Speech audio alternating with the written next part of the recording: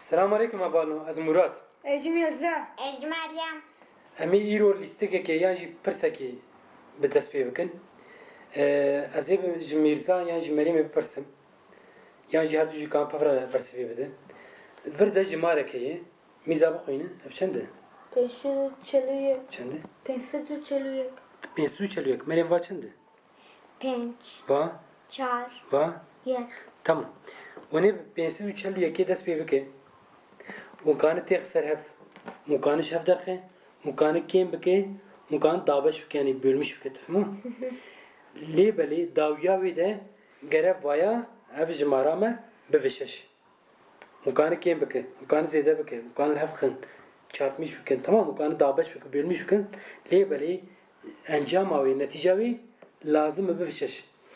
Vir de heqekî we tenê û bigare û kanî tek darîkekî tenê cêwê bigare. Me fêm kir? Hadi. Ka dest pê bikinî? Evet. Ferq nakin.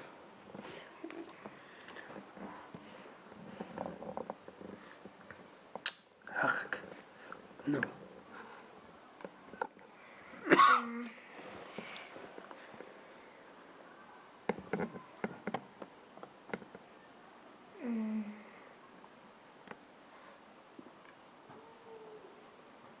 Ama van ne zêdeke ha, nava artı.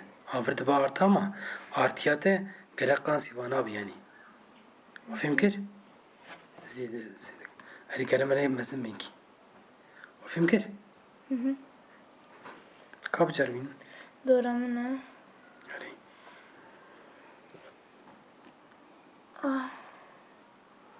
Va çi ye?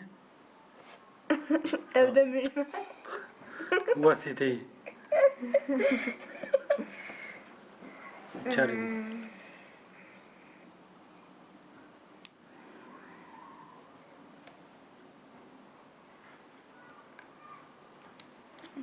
Va bû xaça filan.